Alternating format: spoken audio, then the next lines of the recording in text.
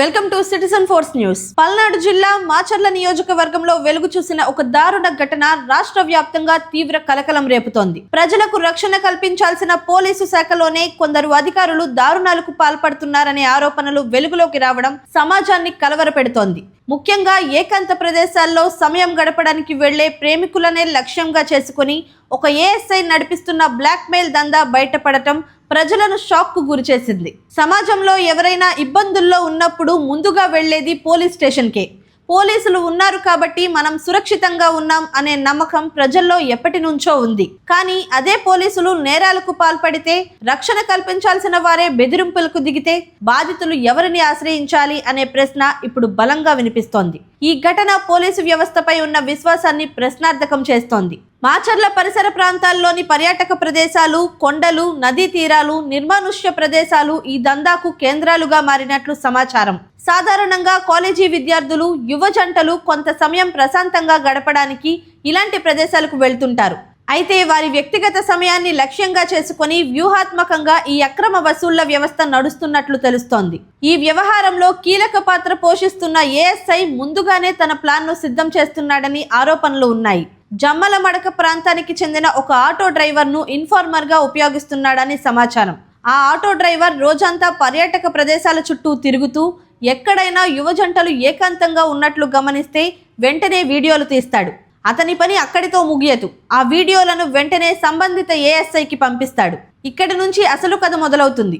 వీడియోలు తీసిన కొద్దిసేపటికే ఆ ఏఎస్ఐ అక్కడికి చేరుకొని పోలీస్ యూనిఫామ్లో తన అధికారాన్ని ప్రదర్శిస్తూ జంటలపై అరుస్తాడు.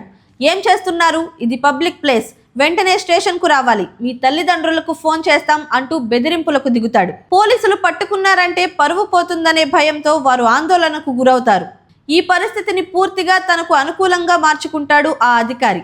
మీ వీడియోలు ఇప్పటికే రికార్డ్ అయ్యాయి, కేసు పెడితే జీవితమే నాశనం అవుతుంది అంటూ మరింత భయపెడతాడు. ఆ తర్వాత వీడియోలను బయట పెట్టకుండా ఉండాలంటే డబ్బు ఇవ్వాలని డిమాండ్ చేస్తాడు. మొదట చిన్న మొత్తంతో ప్రారంభించి తర్వాత మరిన్ని డబ్బులు ఇవ్వాలని ఒత్తిడి తెస్తూ విడతల వారీగా వసూళ్లు చేస్తున్నట్లు ఆరోపణలు ఉన్నాయి. ఈ ఘటన బయటపడిన తర్వాత మరికొందరు బాధితులు కూడా తమకు జరిగిన అన్యాయం గురించి ఫిర్యాదు చేసేందుకు ముందుకు రావడానికి సిద్ధమవుతున్నారని సమాచారం. ఈ దందా కేవలం డబ్బు వసూళ్లతోనే ఆగిపోలేదనే అంశం ఇప్పుడు మరింత భయానకంగా మారింది. నగదు ఇవ్వలేని పరిస్థితుల్లో ఉన్న యువతులను మానసికంగా వేధిస్తూ మా మాట వినాలి అంటూ బలవంతం చేస్తున్నాడనే ఆరోపణలు తీవ్రంగా వినిపిస్తున్నాయి. ఇది కేవలం అవినీతి సమస్య కాదు, మహిళల గౌరవం, వారి భద్రతపై నేరుగా దాడి చేస్తున్న ఘటనగా ప్రజలు అభిప్రాయపడుతున్నారు.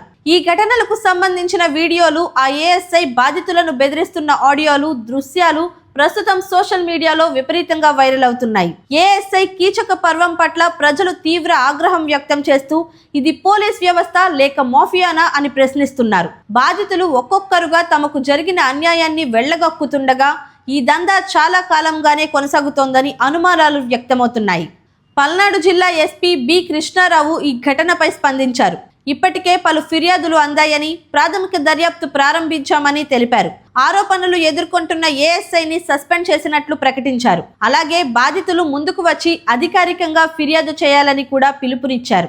ఇంకా ఈ కేసులో మరింత పెద్ద ముఠా ఉండొచ్చనే అనుమానాలు వ్యక్తమవుతున్నాయి. అదే పోలీస్ స్టేషన్ కు చెందిన మరికొందరు సిబ్బంది కూడా ఈ దందాలో భాగస్వాములై ఉండొచ్చని సమాచారం. దీనిపై కూడా లోతైన విచారణ జరపాలని ఉన్నతాధికారులు ఆదేశించారు. అవసరమైతే ప్రత్యేక దర్యాప్తు బృందం ఏర్పాటు చేసే అవకాశాలు కూడా ఉన్నాయని తెలుస్తోంది. ఈ ఘటన నేపథ్యంలో పౌర సమాజం తీవ్రంగా స్పందిస్తోంది. పర్యాటక ప్రాంతాల్లో భద్రత పెంచాల్సిన బాధ్యత పోలీసులదే అయినా అదే ప్రదేశాల్లో అమాయక యువతను బెదిరించి డబ్బులు వసూలు చేయడం అన్యాయమని ప్రజలు ఆగ్రహం వ్యక్తం చేస్తున్నారు. ఇలాంటి నేరాలకు పాల్పడిన వారిపై కఠినమైన సెక్షన్ల కింద కేసులు నమోదు చేసి వెంటనే సర్వీసు నుండి తొలగించాలని డిమాండ్ చేస్తున్నారు. ఇక నిపుణులు యువతకు కొన్ని ముఖ్య సూచనలు చేస్తున్నారు. ఇలాంటి పరిస్థితుల్లో భయపడకుండా వెంటనే ఉన్నతాధికారులను సంప్రదించాలని, అవసరమైతే హెల్ప్ లైన్ నంబర్లను ఉపయోగించాలని చెబుతున్నారు. ఎవరైనా పోలీస్ పేరుతో బెదిరిస్తే వారి ఐడి, వివరాలు నమోదు చేసుకొని ఫిర్యాదు చేయాలని సూచిస్తున్నారు. సోషల్ మీడియాలో వీడియోలు షేర్ చేయడం కంటే చట్టపరమైన మార్గాల్లో ముందుకు రావడం ఉత్తమమని నిపుణులు అభిప్రాయపడుతున్నారు. మొత్తంగా మాచర్లలో వెలుగులోకి వచ్చిన ఈ ఘటన పోలీసు వ్యవస్థలోని లోపాలను బహిర్గతం చేయడమే కాకుండా సమాజంలో ప్రజల భద్రతపై ఉన్న నమ్మకాన్ని కుదిపేసింది. ఈ కేసులో పూర్తి స్థాయి దర్యాప్తు జరిగి నిజాలు బయటపడాలని, బాధ్యులపై కఠిన చర్యలు తీసుకోవాలని రాష్ట్ర వ్యాప్తంగా డిమాండ్ పెరుగుతోంది. బాధితులకు న్యాయం జరిగి భవిష్యత్తులో ఇలాంటి ఘటనలు పునరావృతం కాకుండా కఠిన చర్యలు తీసుకోవడం ఇప్పుడు అత్యవసరంగా మారింది. ఈ వీడియోపై మీ అభిప్రాయాన్ని కామెంట్ చేయండి. మరిన్ని అప్డేట్స్ కోసం సిటిజన్ ఫోర్స్ న్యూస్ ఛానల్ను సబ్స్క్రైబ్ చేసుకోండి. అలాగే కొత్త వీడియో నోటిఫికేషన్ కోసం బెల్ ఐకాన్ను క్లిక్ చేయండి.